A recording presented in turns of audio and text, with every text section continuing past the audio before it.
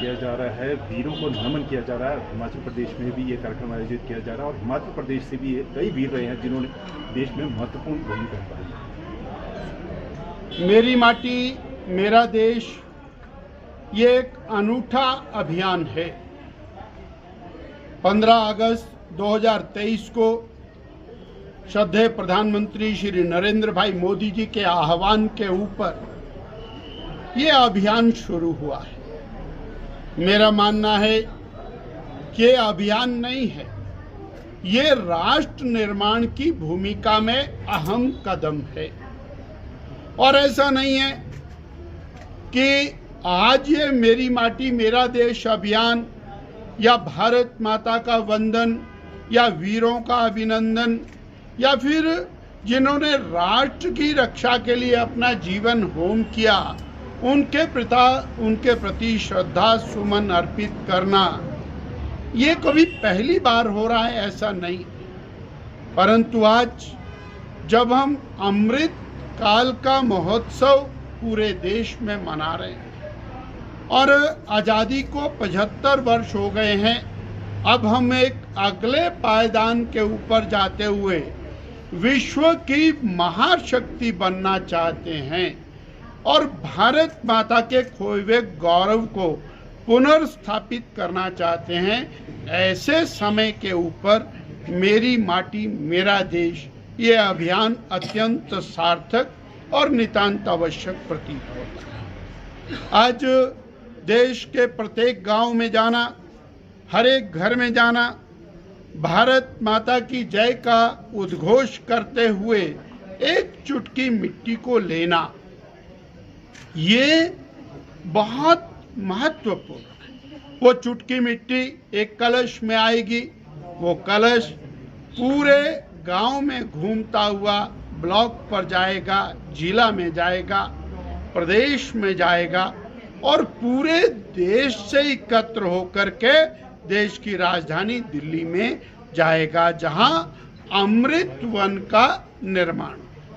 अब ये इतना बड़ा भाव है, हम जरा विचार करें, हजारों साल से और महाकुंभ हुआ करते थे।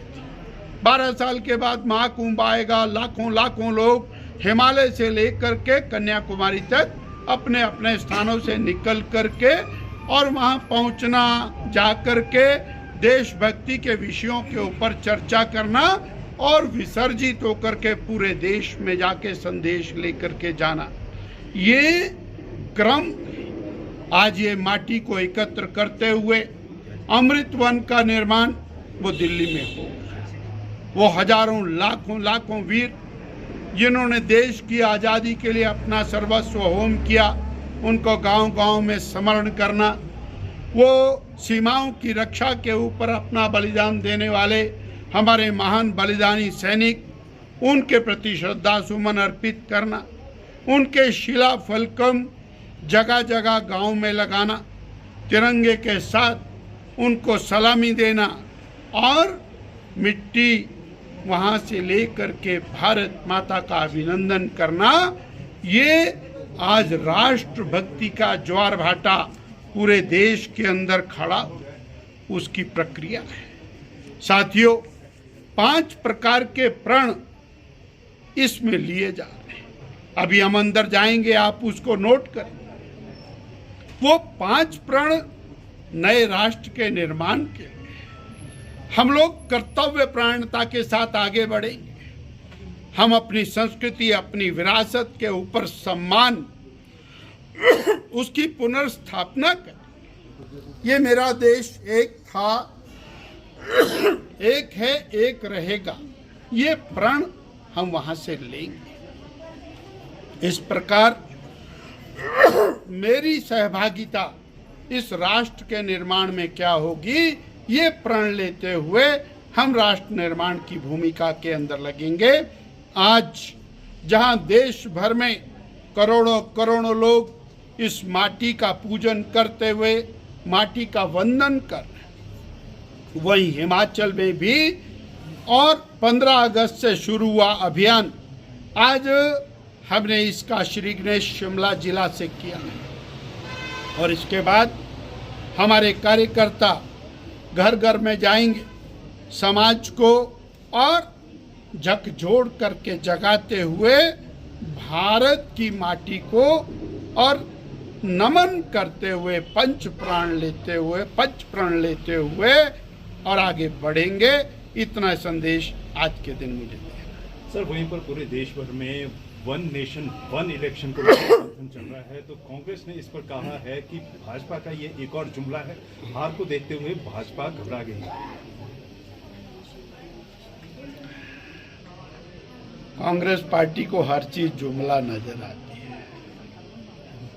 देश बदल रहा है। कांग्रेस तब भी कहती थी भारत आर्थिक दृष्टि से आगे नहीं बढ़ेगा। जब 2014 में कांग्रेस की सरकार थी, इन्होंने 11वें पायदान के ऊपर देश को छोड़ा। मोदी जी इसको 5वें पायदान के ऊपर लाए। अरे अभी तो हमको दुनिया में तीसरी महाशक्ति बनाने का संकल्प मोदी जी ने लिया है। उनको जुमला नजर आ रहा था, वो जुमला हकीकत में बदला। 80 करोड़ देशवासियों को जब फ्री का राशन मिला तो कांग्रेस कहती थी ये जुमला है। वो पिछले 3 साल से निरंतर मिल रहा है। जब भारत की वैक्सीन बनी तो कांग्रेस कहती थी जुमला है, ये वैक्सीन काम नहीं करेगी, ये बीजेपी की वैक्सीन है, मोदी की वैक्सीन है, हम नहीं लगाएंगे। वो वैक्सीन भी बनी, 230 करोड़ वैक्सीन वो लगी, वो इनको जुमला